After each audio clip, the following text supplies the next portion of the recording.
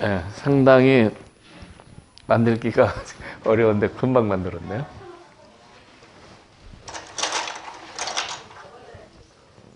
이쪽 형태부터 한번 보시겠어요?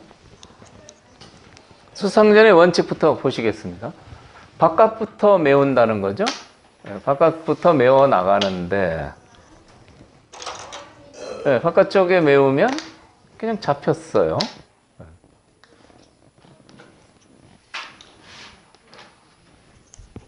흙이 상식적으로 수상전을 하면은 한 수 부족입니다. 근데 이 경우는 흙이 맥점이 있습니다. 좋은 수상전의 맥점이요.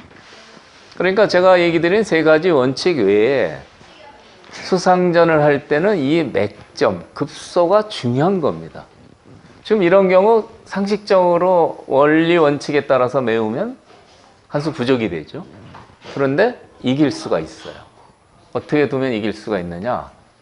이렇게 넘자고 하는 수가 묘수입니다. 이게 맥점이에요. 넘자고 해놓고 이렇게 줄여가면 이렇게 이어야 되는데, 그렇게 두고 나서 원칙대로 바깥을 메우면 이 교환 때문에 흙이 수상전에 이겨 있습니다. 묘수죠. 백이 단수를 쳐야 되는데 이게 지금 자칭이라 못 두는 거죠. 자칭이라 뒤로 둬야 되니까 한 수 부족이 되는 겁니다. 그래서 이런 경우에 바깥에부터 메우는 원칙이 기본 원칙으로 중요하지만, 넘자는 이 수가 하나 맥점으로요. 이 수를 알고 있으면 거뜬히 수상전에 이길 수 있다, 이런 얘기입니다. 이렇게 둬서요. 원칙대로 뒤로 줄여보죠. 뒤로 줄이면 바깥에부터 이렇게 둬서 이 교환 때문에 이기는 겁니다. 이 교환 때문에요.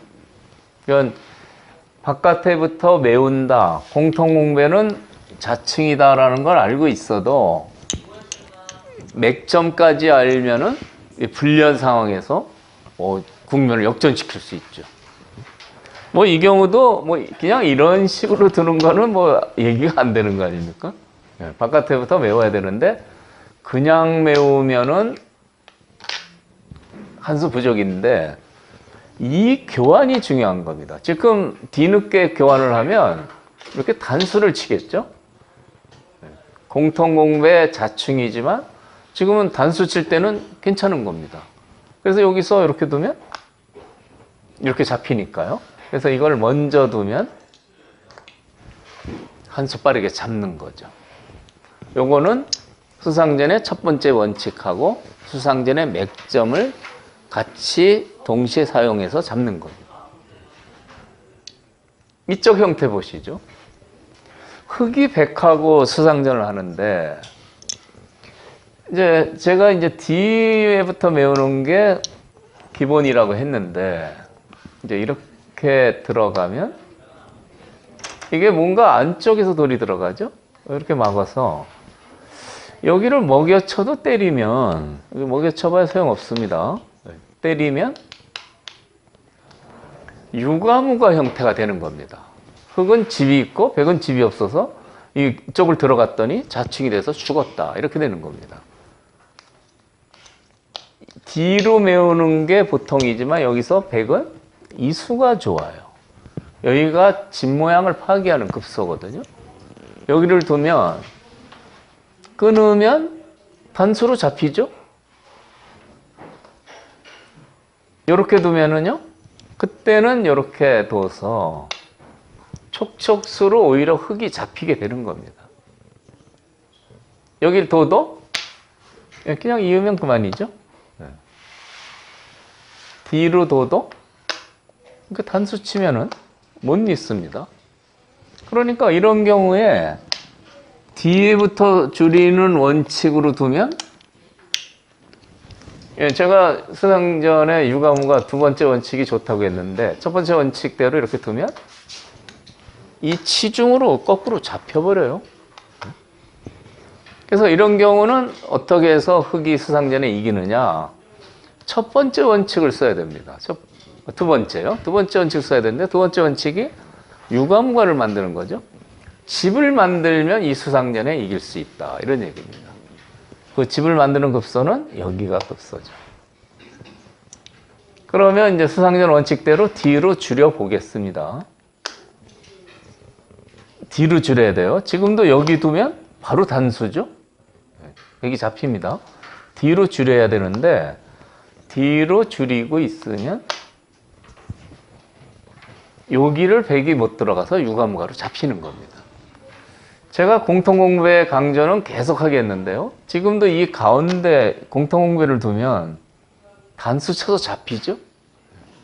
그래서 집을 만들어 놓고 바깥의 공배를 줄여가면 훌륭하게 수상전에 승리할 수 있다. 이런 얘기죠. 그래서 이런 형태에서 유감과는 불상전이라는 그 두 번째 원칙을 생각해서 집을 만들면 수상전에 이기게 되는 겁니다. 그래서 수상전이 사실은 어려운 게요. 제가 세 가지 원칙 얘기했지만 이 경우는 첫 번째 원칙대로 바깥의 수를 메우면 급소를 뺏겨서 오히려 잡히게 되거든요. 그러니까 이 부분이 수상전에서 응용하는데 어려운 부분입니다. 이게요. 그래서 이런 경우는 집을 만들면 훌륭하게 잡을 수 있다. 이 경우 보시죠.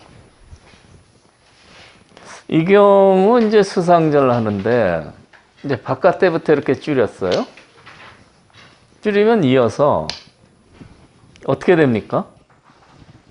흙이 잡혔죠. 여기 메우면 단수 아닙니까? 흙이 잡혔어요. 그러니까 이 경우도 바깥에부터 메우면 안 되고 유감과를 만드는 수를 찾아야 되는데 그 급소는요. 여기를 먹여치는 겁니다. 이 수가 이런 경우에 유감과를 만드는 급소가 되는 겁니다. 때려야죠.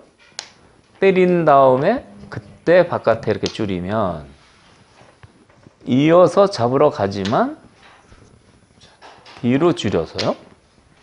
어떻습니까? 들어갈 수가 없죠. 네, 잡혔습니다. 그러니까 이 과정이 제가 옆에 그 배준희 사범한테 오전에 이 문제를 이제 만들어서 잠깐 보여줬더니 사모님 너무 쉬워요라고. 그런데 제가 그렇게 생각 안 합니다. 쉽지 않습니다. 그냥 바둑 두실 때 그냥 일단 줄여보면은 다 줄여놓고 왜 죽었지? 뭐 이렇게 되는 거거든요.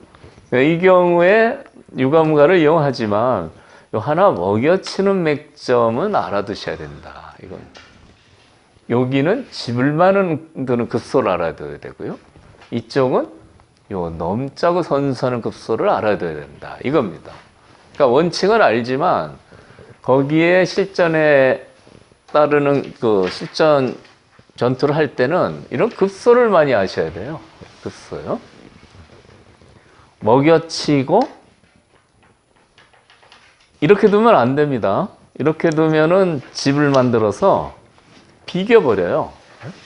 꼭 여기서 하나 먹여쳐서 집 모양을 이렇게 없애면서 잡을 수 있는 겁니다. 이게요. 유가무가가 되는 거죠. 이 형태 때문에 제가 이제 고민을 했는데 이 수상전 형태죠. 지금 이 형태는요. 흙이 수상전에 급소가 있습니다. 여기 이제 상식적으로 바깥에부터 이렇게 줄이면 이렇게 돼서요. 이렇게 줄여가면 여기를 이제 백이 못 두죠. 흙도 못 둡니다. 그래서 이것은 비기입니다. 흙이 여기를 놔도 그 다음에 여전히 못 들어가죠. 못 들어가는 겁니다. 궁도가 똑같아요. 두 개씩 잡아가지고요. 요거는 비기는 겁니다. 그래서 이 형태는요. 대궁, 소궁을 만드는 급소가 있는데 그게 어디겠습니까? 예, 여기에요. 여기요. 여기를 두면 안쪽이 이렇게 둬도 삼궁도가 되고 이렇게 둬도 삼궁도가 되는 겁니다. 요거는 둘을 잡았는데 요건 세 개를 잡아서요. 여기를 두면 한 수 빠르게 잡을 수가 있는 거죠. 여기를 두면 3궁, 2궁입니다. 이렇게 줄여요.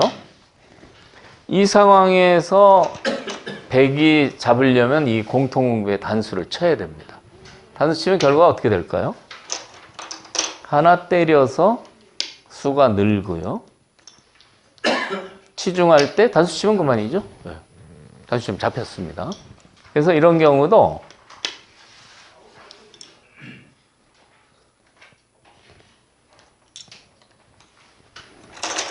보통 바둑 둘 때는 그냥 일단 수를 이렇게 외우고 보는데 이쪽을 둬서 이것은 궁도가 줄어들기 때문에 빅이 된다 이런 얘기죠. 여기가 대궁소궁을 만드는 급소가 되는 겁니다.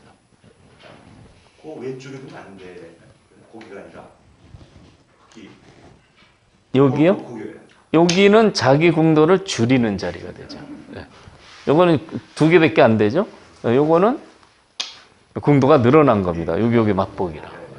그래서 여기가 중요한 자리고요. 다시 또 강조하는데요. 여기 들어가는 건 엄청난 자충이라 그냥 단수 치면은 잊지도 못해요. 때려버려서. 네. 그래서 이 수상전을 할 때 그 원칙이 중요하고요. 그 급소가 중요한 겁니다. 공통공배는 항상 나중에 돌아.